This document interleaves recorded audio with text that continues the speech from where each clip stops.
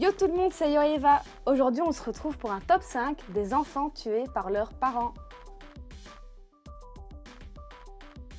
Le 28 février 2007, Geneviève Lermite avait égorgé ses 5 enfants dans la maison familiale, située à Nivelles en Belgique, avant de tenter de se suicider. Elle avait été inculpée le lendemain de l'assassinat de ses 5 enfants et placée sous mandat d'arrêt. Geneviève Lermite, la mère infanticide de Nivelles, n'était pas lors de son passage à l'acte en état de débilité mentale ou de déséquilibre mental selon le rapport d'expertise psychiatrique déposé au dossier d'instruction.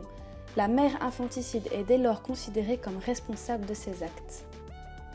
Plus ou moins indifférente de la maison, elle les a, disons, égorgés l'un après l'autre. Au Texas, une infirmière nommée Jenene Jones aurait tué plus de 60 nouveau-nés selon les autorités. La sexagénaire purge actuellement 2 peines de prison, une de 99 ans et l'autre de 60 ans, pour 2 crimes commis en 1984 sur des bébés alors qu'elle travaillait à l'hôpital. Elle avait tué une fillette de 15 mois surnommée Chelsea McClellan en lui administrant un décontractant musculaire. L'infirmière avait aussi injecté de l'héparine, un médicament anticoagulant, à un nourrisson de 4 semaines, Rolando Santos, qui avait survécu. Ayant 66 ans aujourd'hui, elle est suspectée d'avoir injecté des doses fatales de médicaments à des bébés dans les années 80 alors qu'elle était infirmière. En avril 2017, un Thaïlandais a tué un bébé de 11 mois avant de se suicider en direct sur Facebook Live, a indiqué la police locale quelques jours après la diffusion d'un meurtre aux États-Unis sur le même réseau social. Ce sont des amis de l'homme qui ont alerté la police de Phuket, qui s'est immédiatement rendue sur place. La police a expliqué que l'homme en question, Witisan Wonglai, s'était disputé avec la mère de la petite fille sans être en mesure de préciser s'il en était le père ou non.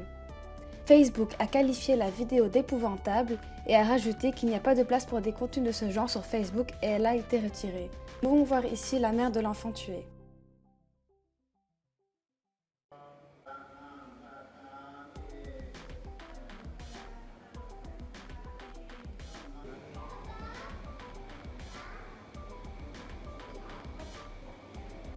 En décembre 2014, en Australie, 8 enfants ont été retrouvés morts dans une résidence de Cairns dans le nord-ouest du pays.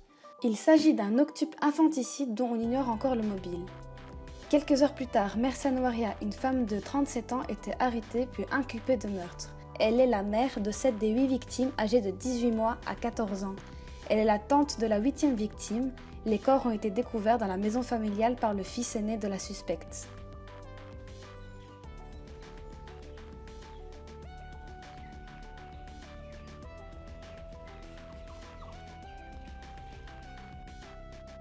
En juin 2009, en France, Véronique Courgeot, mère de 2 enfants de 41 ans, est condamnée à 8 ans d'emprisonnement pour un triple infanticide.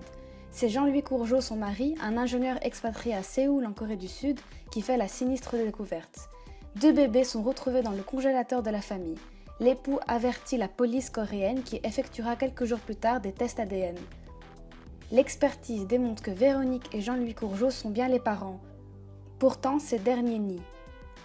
Lorsque l'enquête est transmise aux autorités françaises, Véronique Courgeot avoue le meurtre de ses 2 enfants en 2002 et 2003, ainsi que d'un autre en 1999. En 2008, le juge ordonne un non-lieu pour son époux.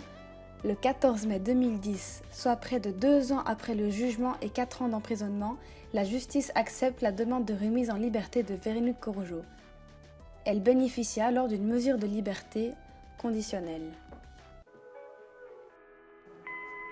Merci d'avoir regardé la vidéo, on se dit à la prochaine et n'oubliez pas de vous abonner.